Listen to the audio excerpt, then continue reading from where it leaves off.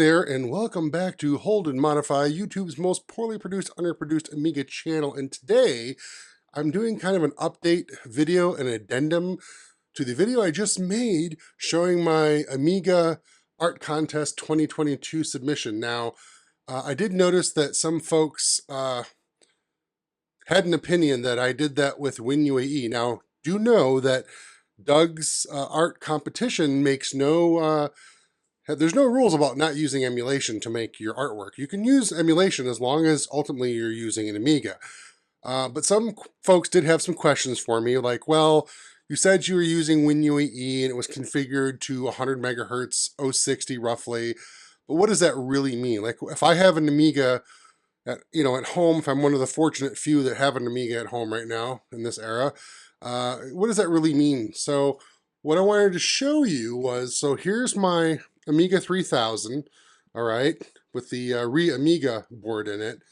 And if you don't know what the Re-Amiga is, you can go ahead and check out my other videos on that. That's an entire saga, but it's basically an Amiga 3000 motherboard that's been modernized, redesigned, and cleaned up.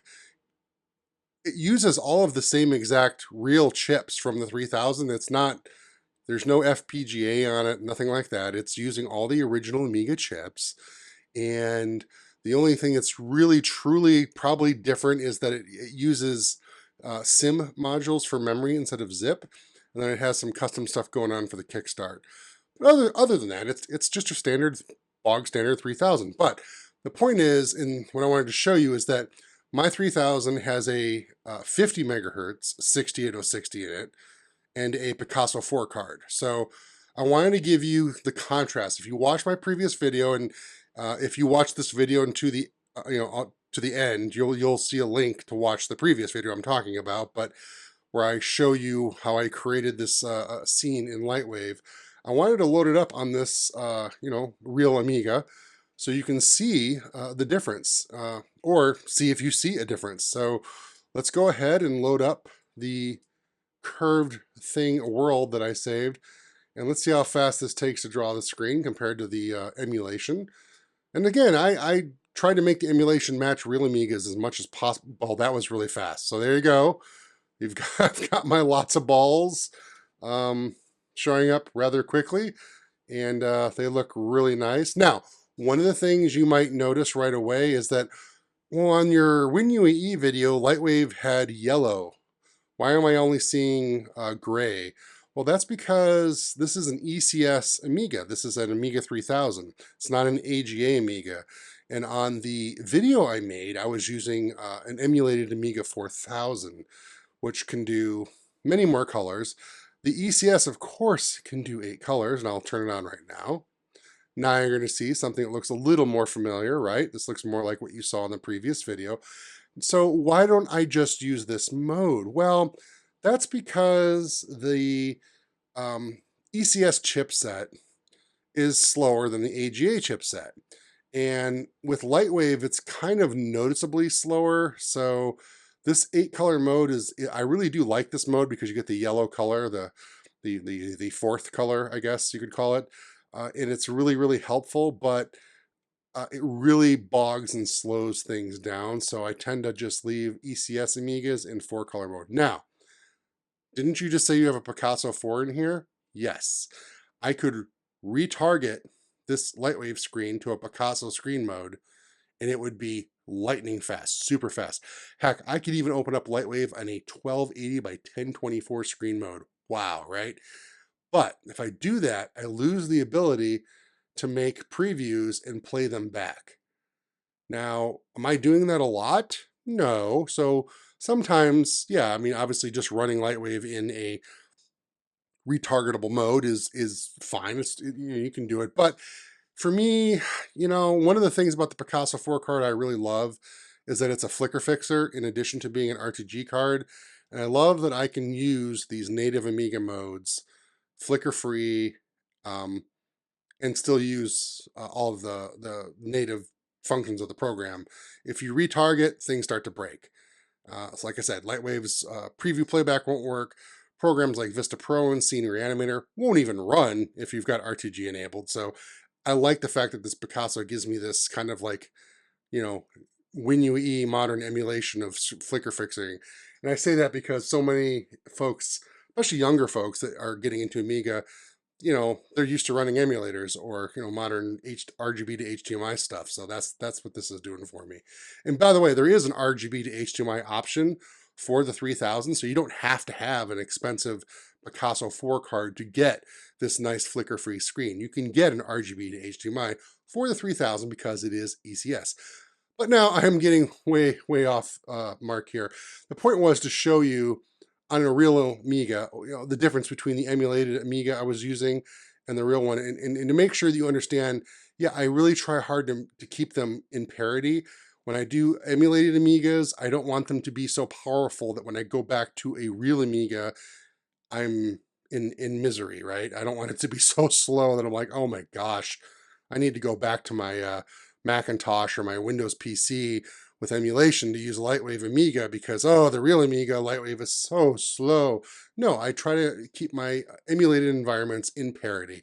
So, I mean, if you're going to use full speed emulation, you can do it. It's awesome. I mean, don't get me wrong. If you're just, once you've created your stuff and you want to just render it, obviously that's the way to go. But for me, I have this weird thing where I just like to keep things as real as possible. So already, as you can see here, the redraw rate of how long it takes to redraw the screen here, look at that. That's really quick. I mean, you can go back and watch the previous video.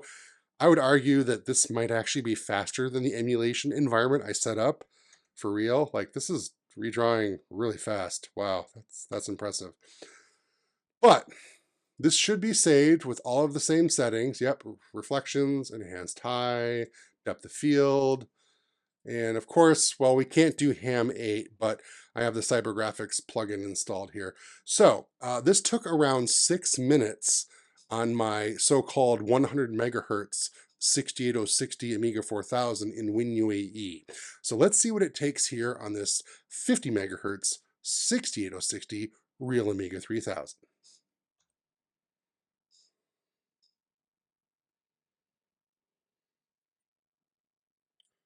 All right, so here we go. Look at that. Amiga 3000. 68060 rendering the real deal. No emulation here, folks. Let's just soak in that all natural pixel image, right? Look at this. This is so nice. I love it. I love it. It looks so great. Very familiar, of course. You've already seen this because I did this in the other video. But so I'm going to be 100% transparent with you. And that's the point of this video, as you probably saw from the rather, I don't know, is it a clickbait title for this video? I guess maybe it is. And here's my big reveal. I screwed up, folks. I really thought I had configured my emulator to be on par with around 100 megahertz 68060. And when I first started this video, I showed you how fast everything was redrawing in the real Amiga 3000 Lightwave. It was fast. It was maybe even faster than what I was seeing on the emulator. However, that was the only part that was fast. When it came time to actual rendering, yeah, my estimate of what 100 megahertz 68060 was on WinUAE was nowhere near correct, because as we know, on my so-called 100 megahertz 68060 in WinUAE, the render took 6 minutes. Okay, 6 minutes. So here's a 50 megahertz 68060 in a real Amiga. So that's going to be what, 12 minutes? Twice as slow. I'm going to click the button now, and you're going to see what happened. Well, or maybe not. Yeah, 2 hours, 31 minutes. Right down there. You probably can't see it, so I'm just going to, trust me, that's what it says. 2 hours, 31 minutes. So I really want to apologize. I'm making this video for being 100% transparent. Now, listen, considering this is a 640 by 480 image with reflections and all these polygons and balls and depth of field, that's still an impressive render time. 2 hours and 31 minutes for any of you who actually did this stuff, 30 years ago. That's impressive. That's fast. I mean, we used to have to wait 24 hours to see a single ball on a checkerboard ground. So I mean that is an impressive score, but um, yeah, I mean obviously it's not 6 minutes, it's not 12 minutes. So I definitely screwed up my WinUAE settings. So what I did while this was rendering, and I sat by in horror realizing, oh no, this is much slower. I went ahead and on my 1200 over here, it has a very, well, as I've proven in previous videos, it's 68060 at 50 megahertz, matches the 3000's 68060. So the 3000 has a phase 5 old school 68060 in it. The 1200 has a more modern TF 1260 in it. Both use a real 68060 chip, and I've proven how they both are pretty much exactly the same in speed. So while my 3000 was rendering, I used my 1200 to help set my PC, which is behind me, you can't see, to help set WinUAE to match the real world speed that this 68060 was doing in the 1200, which would be the same as the 3000. So um, now, so what do I mean by that? Well, what I'm saying is that I've now configured my WinUAE on the PC to have the same MIPS and MFLOPS as these real 68060 Amigas. And it's not a value, I mean, I could tell you what I did. It's like 220% or something instead of, instead of maximum speed, you do like 220% speed. But the thing is, the settings I'm doing in WinUAE won't work for you because um, everyone's computer is different, right? So my computer, has got so many cores and so many megahertz. So you have to basically, run these real Amigas on sysinfo, see what their scores are, and then fine tune WinUAE to match these real Amigas. So I've now done that. Okay, I've now done that so that I will never make this horrible mistake again. I really apologize for it. I mean, if I was going to do this Amiga art contest and use the real Amiga, here you go, 2 hours, 31 minutes. That's how long it took. And as you can see, if you zoom in here, if you pause and zoom in, I sat here and waited the 2.5 hours for this to happen to see what it was going to do. But yeah, that's unfortunate. I really thought my calculations on WinUAE were more accurate. I guess I got me too excited. It's not 6 minutes. It's not 12 minutes. It's 2.5 hours. So I now have my WinUAE emulated Amiga environment calibrated. It now matches my 3000 and my 1200 060. It's 1-to-1. So now when I choose to create art on the WinUAE on my PC, I'm gonna get a more accurate representation of how long things actually take to render. Having said this, I'm probably going to be doing most of my renders at 320 by 240 from now on, not 640. Keep in mind that if I did this at 320 by 240, it would be 4 times faster. Because remember, it's half the pixels up, half the pixels over. So instead of 2.5 hours, right, it would be half that if I'd rendered 320 by 240, which is a little more practical. But again, if you're doing this for you're not trying to do an animation, it's a still frame, 2.5 hours is nothing. You could let this render overnight, that's fine. So there you go, just being completely transparent with everyone. If you've watched my stuff here, by the way, the beautiful image you saw displayed in color was the CyberGraphics plugin using the Picasso 4, yes, because this is an Amiga 3000 and it does not have Ham 8 mode. So we were looking at the 24-bit CyberGraphics version.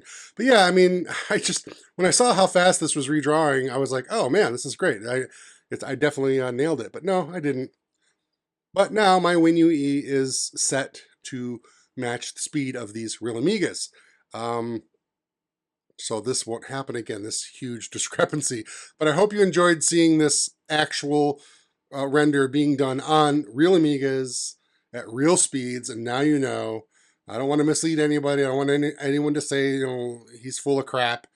Here you go. That's how long it took. And I apologize that I assumed that my initial emulation setting was correct. It obviously was not. But now it is. So, all right. Thanks for watching. Long live the Amiga, and Everyone out there, get out there and create and make stuff that's cool. Oh yeah, by the way, this Amiga 3000 just rendered for 2.5 hours and didn't lock up, crash, or do anything weird. So, you know what? Chris Edwards, John Hertel, you guys, awesome. Thank you, finally. This thing's rock solid. That's 2.5 hours of straight rendering, and it didn't freeze or lock up or do anything weird. That's so awesome. All right.